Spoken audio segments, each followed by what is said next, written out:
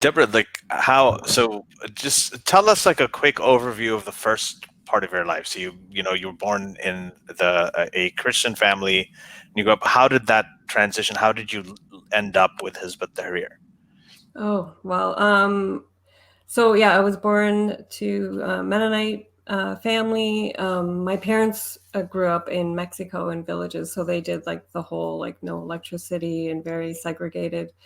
But they met and got married here in Canada, and we just like they lived in the city. They didn't want to raise their kids that way, so we were just religious, like by going to church and visiting relatives, and we would go spend time in Mexico in the summers with like the villages there, so we were exposed to it a lot. So I guess a lot of that fundamentalism was kind of ingrained in me. Like I was like against feminism as a young girl. I saw that, that doesn't work with like Mennonite ways. Like the woman should, be the wife and have the kids and be at home. Like my mom stayed home with us until we were all in like older, and then she got like just part-time jobs. So she was always home, like always, raising us. So I was the only girl in my family. So I saw that as my role basically. So I always went to church. I was always the most religious in my family. So I actually found any local churches and joined like youth groups, and all my friends were like the churchgoers. So I was always quite fundamental that way. And after high school, I decided to go to Bible college for a year. Well, I didn't mean to go for a year, but it ended up only being a year. And because that's now when I really saw how the Bible was compiled, when I took an Old Testament class. And man, it was like this sinking feeling in my stomach. I remember it. It was just like I was so disappointed. Like it was just really like that's all that happened there. They just found a bunch of texts and decided which ones they want to just piece together. Like it wasn't, I don't know, it just seemed like it should have been like a very divine, magical process. But there was just so much that had been left out. And then all the things that you lose in translation, because I was learning a lot of Hebrew at the time. And I was just like, this is like not what I was believing in. So I, descended into like an atheist type of life after that. And I met an atheist guy, and we got married, and we were married for a few years. And it just didn't work out. We didn't have kids or anything. And that's when I was like more spiritual and kind of searching around for things. Like I was just looking, and I had met my ex during this time. And he was like this Hizb ut-Tahrir activist. Like he was doing, like they were participating in debates and lectures in the universities.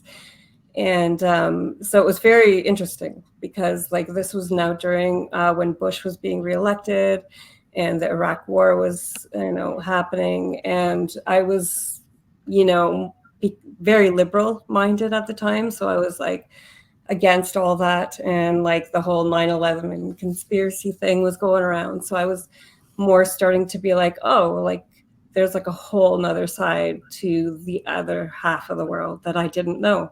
And I knew nothing about Islam. And so him coming forward and saying that Islam is an ideology, it's like a whole way of life, it's not just this religion. It started just making sense with like, the issues I had with Christianity, how they kind of solve those problems. Like in my head, it made a lot of sense. And so I just kind of decided to dive in, and we got married. And I converted to Islam like during that exact same time. So yeah, we just full on, like I basically left my town and didn't tell anybody, and we just like basically. Was it when you converted to Islam? Was it Islam and Hizb ut-Tahrir that was a primary driver for you, or was your relationship with this guy? Well, I mean, I obviously I was like interested in him, and I thought he was seemed just he was just a lot more intelligent than the other guys that had been dating at the time and stuff. And the activism and just this whole, like, I was learning the history of the other side of the world now, and things were starting to make sense from that point of view. And so it was like everything about it. Like, so I was like researching Islam on my own a bit, and it's just all seemed so intriguing to me. And basically having like everything dictated to you, and I found comfort in like knowing like this is what the creator tells you what to do, and you don't have to like make it up for yourself. And so you just kind of know what you're doing is right. So how to dress, how to eat, how to everything, right? So I just like fell into that. And with the Hizb, it was like I joined the group almost exactly at the same time, because now I was in this group. Like all my friends were from them. We were just doing all the activities like right from the start. So I was learning how to pray while attending halakas with all the Hizb sisters. And I was like feeling like, wow, so I'm learning the right Islam like right away. So like I felt like, fortunate, like I'm learning it better than all the other Muslims around, kind of thing. Can you actually tell us a little bit about the difference because of Hizb Tahrir, or the Hizb, as you say it, with other average mainstream Muslims, or at least mainstream Muslims around where you were? Yeah, I guess just that the Hizb just practices it like not a religion. It's like a full way of life. Like you conduct everything. So we would be calling out other Muslims all the time for anything, like for participating in the government or